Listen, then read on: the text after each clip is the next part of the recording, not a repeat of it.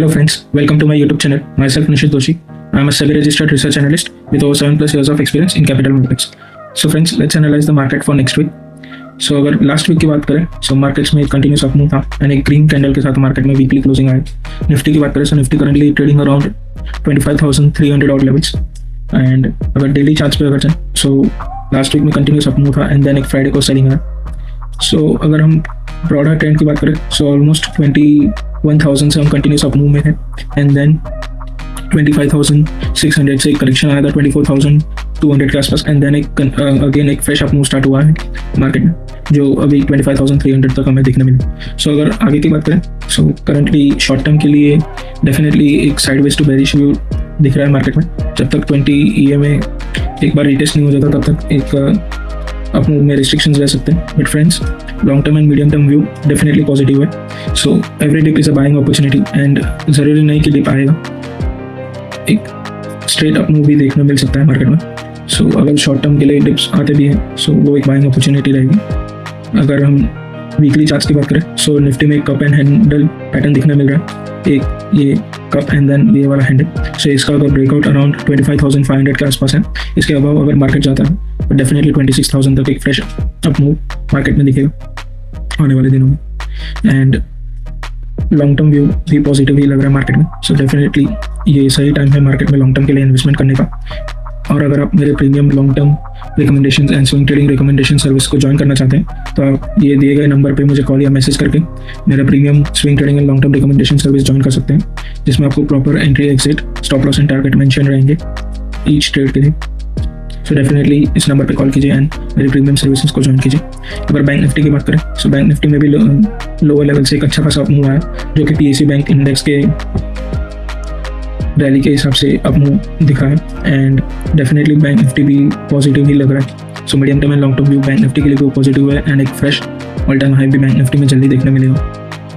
So friends अगर short term के लिए बात करें so bank Nifty overbought zone में नहीं है. सो डेफिनेटली अगर इसमें भी डिप आता है तो डेफिनेटली एक बाइंग अपॉर्चुनिटी है.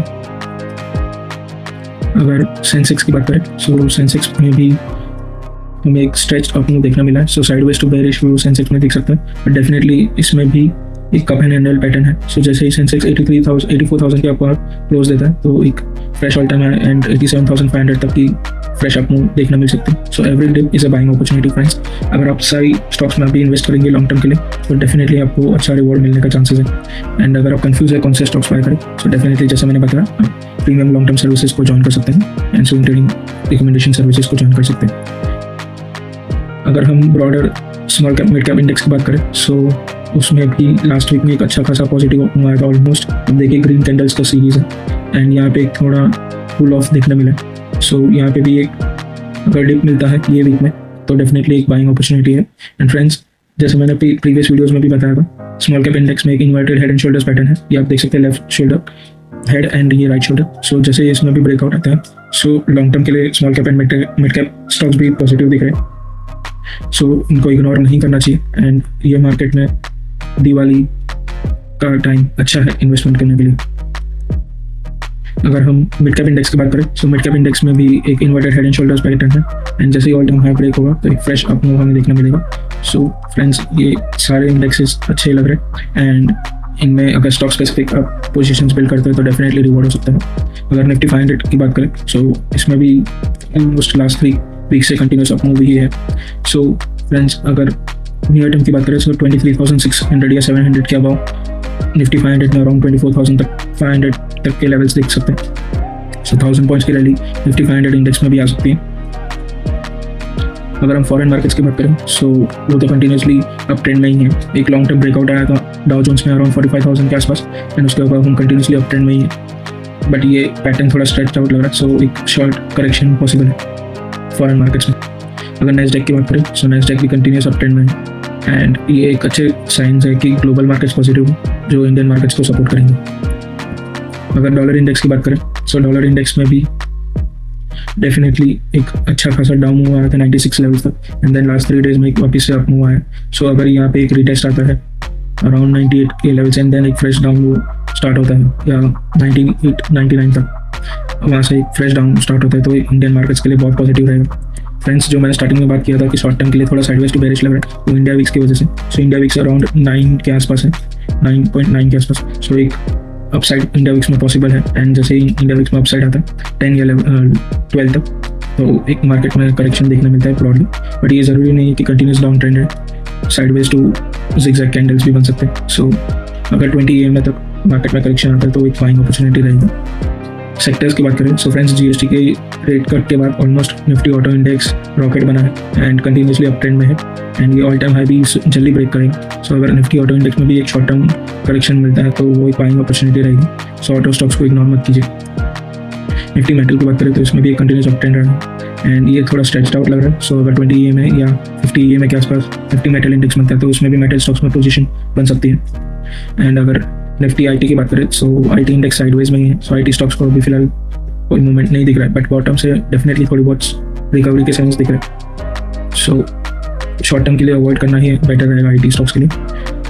फार्मा स्टॉक्स में भी एक inverted head and shoulders pattern index में बना है, ये आप देख सकते हैं, left shoulder, head and right shoulder. So इसका भी ब्रेकआउट रहा तो फार्मा स्टॉक्स में बहुत बड़ी रैली मिलेगी। सो फार्मा स्टॉक्स को भी इग्नोर नहीं करना चाहिए। रियलिटी निफ्टी रियलिटी इंडेक्स में भी एक बॉटम से लोअर लेवल से फ्रेश अप मूव मिला है। सो सारे सेक्टर्स भी, ब्रॉड सेक्टर्स भी अगर हम देखें तो एक अप मूव में ही है, जो ओवरऑल मार्केट की ट्रेंड को जस्टिफाई करता है कि बुलिश की ट्रेंड है मार्केट में। क्रूड ऑयल की बात करें तो वो $70 के नीचे है, तो डेफिनेटली ये एक पॉजिटिव साइन है मार्केट के लिए। एंड जब तक क्रूड ऑयल $70 के नीचे है तो इंडियन मार्केट्स के लिए बहुत पॉजिटिव है।